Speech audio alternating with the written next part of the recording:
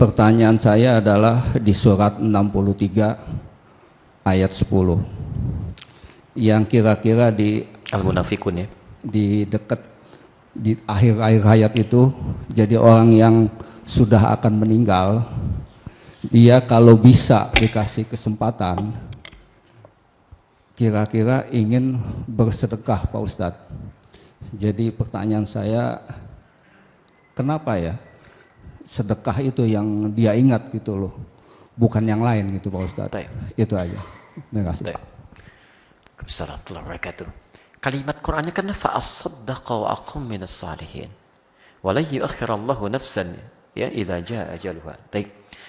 Jadi ada orang-orang yang saat diberikan kesempatan oleh Allah di dunia, dia tidak memaksimalkan kesempatan itu untuk berbuat baik.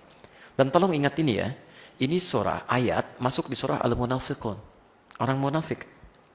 Nah, sifat munafik itu dibagi dua oleh Quran.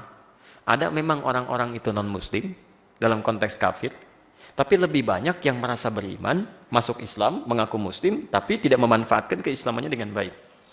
Misal, kalau non-muslim punya harta banyak tidak berzakat karena nggak punya iman. Tapi ini sudah masuk Islam, harta dititipkan oleh Allah, nggak mau zakat.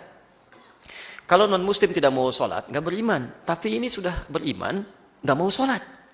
Ini sebetulnya apa yang ada dalam jiwamu gitu kan? Kalau bahasa-bahasa Quran itu, seakan-akan iman tuh nggak sampai ke hatinya, cuma di mulutnya aja mengatakan saya muslim. Tapi karena nggak sampai ke jiwanya, tidak teresapi. Itu diantaranya ada di Quran surah 49 ayat ke-14. Kan qalatil a'rabu amanna, orang-orang Arab Badui mengatakan saya beriman. Kul katakan Muhammad lam tu'minu, kalian belum serius imannya, belum beriman dengan serius. Walakin qulu aslamna, cukup katakan baru masuk Islam. Islam itu kan baru bersyahadat. Walamma yadkhulul imanu fi qulubikum, sedangkan imannya nggak masuk ke hati, jadi cuma di lisan aja. Muslim ya, muslim. Beriman, beriman. Kok nggak sholat? Ya itu kan urusan saya dengan Allah. Ya, Om ke masjid yuk, duluan aja.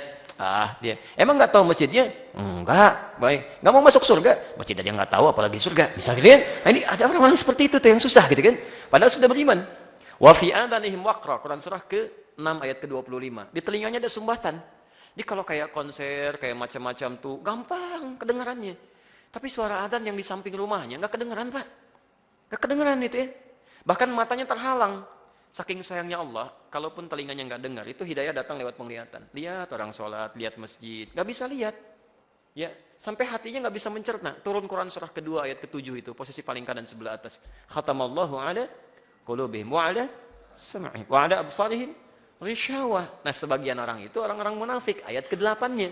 Wa minan nasi may yaqulu amanna billahi wa bil yaumil akhir wa ma hum bimu'minin. Tahu dari mana orang munafik itu, sifat munafiknya dan bahasa munafiknya? Quran surah keempat ayat 142, posisi paling kanan di sebelah atas itu. Innal munafiqina yukhadi'una Allah wa huwa khadi'uhum wa idza qamu ila sholati qamu kusala. Jadi ada orang munafik juga, mohon maaf, yang dia itu bukan hanya dari kalangan kafir, tapi dari kalangan orang-orang yang mengaku beriman kepada Allah Subhanahu wa taala. Diberikan kesempatan dunia, tenaga nggak mau ibadah, dengan harta nggak mau sedekah dan sebagainya. Nah, apa yang terjadi? Ternyata orang-orang ini, apalagi kalau sifat munafik ini bukan cuma tidak mengerjakan ibadah, tapi juga menghambat orang lain untuk ibadah. Itu yang paling bahaya. Itu tingkat munafik tertinggi.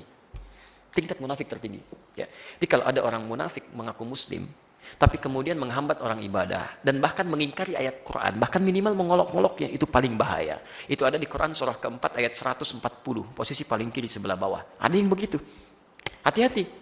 وَقَدْ نَزَّلَ عَلَيْكُمْ فِي الْكِتَابِ أَنْ إِذَا سَمِعْتُمْ آيَاتِ اللَّهِ يُكْفَرُ بِهَا وَيُسْتَهْزَأُ بِهَا فَلَا تَقْعُدُوا مَعَهُمْ حَتَّى يَخُوضُوا فِي حَدِيثٍ غَيْرِهِ إِنَّكُمْ إِذًا مِثْلُهُمْ إِنَّ اللَّهَ جَامِعُ الْمُنَافِقِينَ وَالْكَافِرِينَ فِي جَهَنَّمَ جَمِيعًا. Kalau Anda pernah mendengar orang-orang berbicara komentar tentang ayat-ayat Allah, tapi dia simpangkan maknanya.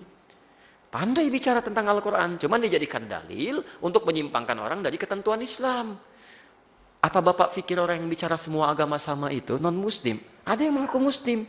Bapak-bapak, ibu sekalian, sebetulnya semua agama itu sama. Mengajak pada Tuhan yang sama, cuman caranya beda-beda. Siapa yang bicara itu? Bukankah ada yang mengaku muslim? Tapi dia mengambil ayat-ayat Quran untuk menegaskan klaimnya, dan enak sekali motong-motong. Dalilnya ini loh dalam Al-Quran. Itu orang munafik. Dan munafiknya tingkat tinggi. Allah saja membenci orang itu, masa kita sukai? Allah saja menganggap dia bahaya, masa Anda jadikan teman? Kalau Allah saja tidak ridho pada orang itu, masa kita ridho? Itu yang berbahaya itu. Dan ini lebih berbahaya daripada orang musyrik. Karena orang musyrik itu bisa musyrik untuk dirinya, tapi orang seperti ini bisa menghambat orang dapat hidayah. Begitu non muslim mau masuk Islam, Pak, semua agama sama. Tuh, ya gak jadi masuk Islamnya. Ya. Ada orang kena penyakit homoseksual. Ya, lesbian misalnya kan. Dia mau tobat, mau berbenah diri, mau sembuh. Aduh, itu tuh fitrah yang melekat pada diri Anda. Memang Anda itu diciptakan unik begitu. Gak apa-apa nikah aja dengan sesamanya. Gak apa-apa kok, itu bagian dari keunikan kehidupan. Ya kambing aja beda jenis. Silahkan, pernah gak ada dengar kok kambing homo, sapi lesbi? Gak ada. Masa manusia yang punya akal bisa begitu? Tapi orang ini kemudian menghambat orang lain untuk menjadi lebih baik. Itu paling bahaya. Makanya Allah menyampaikan, orang ini kalau nggak tobat selama hidupnya, maaf ya, itu kalau nggak tobat, itu kata Allah langsung disampaikan, akan kami kumpulkan di neraka jahanam bersama orang kafir. Dan yang paling menarik, orang ini masuk neraka jahanam duluan dibanding orang kafir. Karena kalimat itu disebutkan duluan, innallaha jami'ul munafiqin wal kafirin fi jahannam jami'a. Saya akan gabungkan orang munafik dan orang kafir. Orang kafir urutan kedua, munafik duluan. Munafik, kalau orang kafir nggak ada imannya, neraka jahanam wajar. Kamu udah ada iman menyesatkan orang sampai orang nggak jadi masuk Islam ya, masya Allah. Sampai orang-orang nggak mau tobat, gara-gara kamu nih, kamu duluan ke neraka jahanam.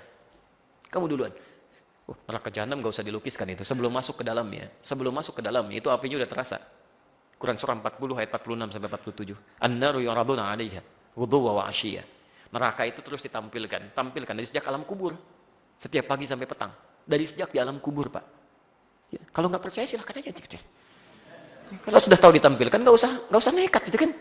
Biarin aja mereka tuh. Ya. Dan yang paling hebat, masya Allah, pernah dengar masuk surga tanpa hisab? Orang-orang ini masuk neraka tanpa hisab. Ada di Quran surah 18 ayat 100 sampai 101, posisi paling kiri sebelah atas. Di saat orang tegang menyaksikan kitabnya, kan ada yang kitabnya dengan tangan kanannya itu kan, dia ini senang. Ada yang di belakang tuh, ya. Sa'ira. Aduh takut. Yang ini bingung, saya di mana nanti ya? Kanan apa kiri? Apa di belakang? Tiba-tiba turun ayat, wa aradna jahannama yauma idzinil kafirina arada.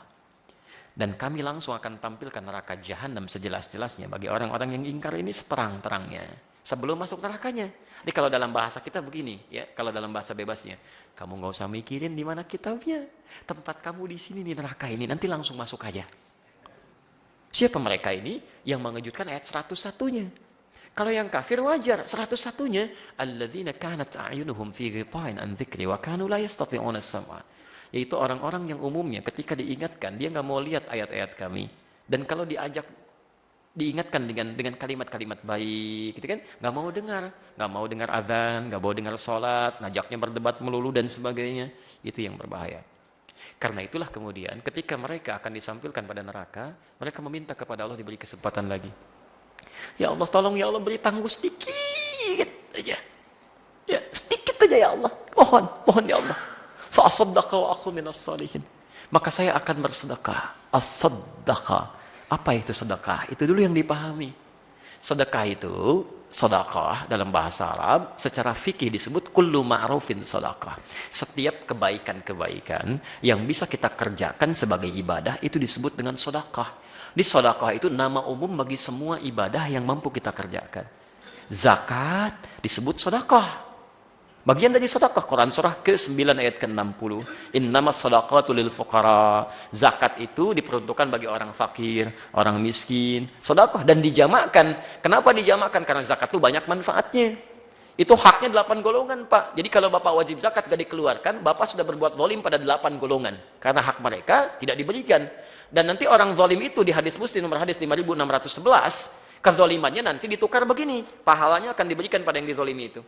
Jadi kalau Anda nggak keluarkan zakat, nanti pahala-pahala baik Anda itu akan ditukarkan dengan orang-orang yang dizolimi oleh Anda. Ya, misal orang fakir belum dapat zakatnya, Anda berhak itu untuk mengeluarkannya, hak mereka, kewajiban Anda. Maka kebaikan Anda dipindahkan ke orang fakir itu. Kalau Anda nggak punya modal kebaikan lagi, maka dosa-dosa orang fakir itu diambil, disimpankan kepada Anda, dibalikan. Itu belum selesai, baru fakir, belum yang miskin, kan? Belum yang mu'allaf, kan? Ya Allah, saya itu kurang ibadah karena nggak ada tuntunan ya Allah. Saya mau baca buku, bukunya nggak ada. Mau belajar berangkat taklim, nggak ada perangkatnya ya Allah. Karena memang perangkat saya yang diambil dia, haknya dalam zakat yang belum dia keluarkan ya Allah. Nuntut tuh. Wal gharimin. Hati-hati gitu kan. Banyak hal itu. Sampai ke yang wafi sabilillah dan sebagainya. Orang-orang Rohingya pada teriak, orang-orang Aleppo pada teriak, ya Allah, keadaan kami begini ya Allah, sulit mendapatkan makanan dan sebagainya. Bukan karena makanan nggak ada, juga rezeki darimu ya Allah. Tapi rezeki kami itu dihambat oleh orang-orang yang punya zakat, nggak pernah dikeluarkan ya Allah. Antum mau jawab apa? Infak itu disebut dengan sedekah. Salat kita disebut dengan sedekah. Haji disebut dengan sedekah. Umrah disebut dengan sedekah. Jadi ketika mengatakan fa'as-sedekah, itu kalimat umum yang sekiranya antum harus melihat antum dapat titipan apa dari Allah. Kalau harta benda, cepat gunakan untuk kepentingan ibadah. Pertama kali jangan jauh-jauh, sekitaran dulu. Ibadah lingkungan keluarga, coba cek orang tua. Infak mau jauh-jauh dulu, coba cek ibu bapak, barangkali jarang cerita, tapi kok sindiran-sindirannya terasa. Sikap-sikapnya nampak gitu kan. Maka infak pertama itu untuk orang tua. Quran surah kedua ayat 215.